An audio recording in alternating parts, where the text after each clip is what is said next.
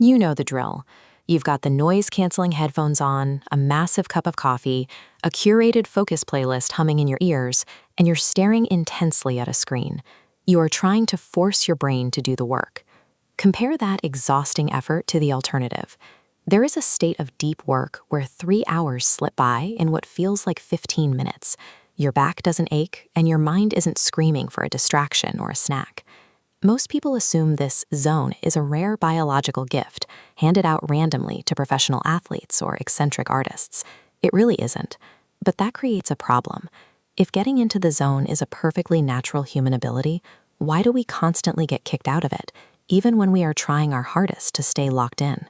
We often treat focus like a muscle to be flexed, ignoring the possibility that the very effort we use to concentrate is what's actually sabotaging us. Long before Pomodoro timers and focus apps existed, there was someone who essentially acted as history's first productivity coach, the Buddha. His main instruction for getting things done completely bypassed the idea of willpower. He recognized that your inability to stay on task isn't because modern technology broke your brain. Your distraction is an ancient, built-in psychological mechanism. Until we figure out exactly how this internal glitch works, we are going to spend every single day fighting a losing battle against our own biology. Let's look at the Buddhist version of flow.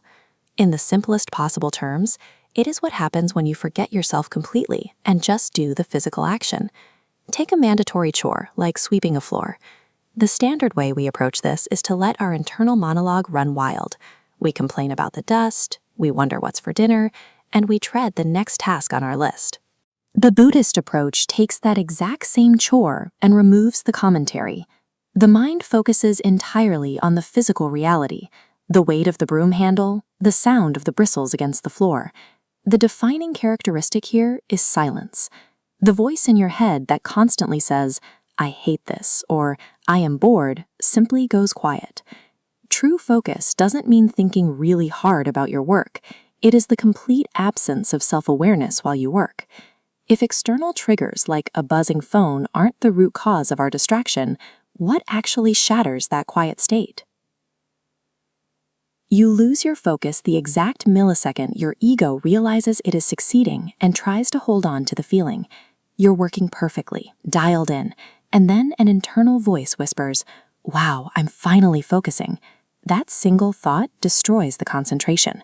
Recognizing your own flow instantly terminates it. You stop the task to admire how well you are doing.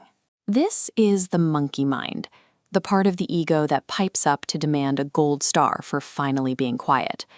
Focus behaves exactly like water. The harder you clench your fist to hold onto it, the faster it slips right through your fingers. So how do we apply this paradox to the incredibly dull work we all have to do, like filling out spreadsheets or washing the dishes? Our default habit is to view our work as an annoying obstacle.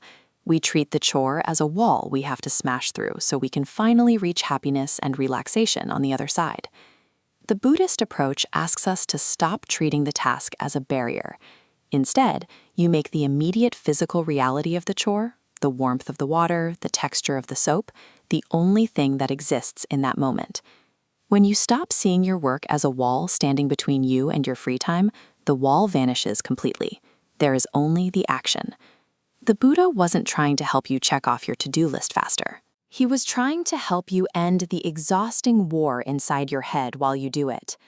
The next time your focus breaks, don't yell at your brain. Simply acknowledge the ego doing its thing, let the thought pass, and gently pick the task back up. True flow is completely free, and it's available to you right now. It begins the exact moment you stop fighting yourself.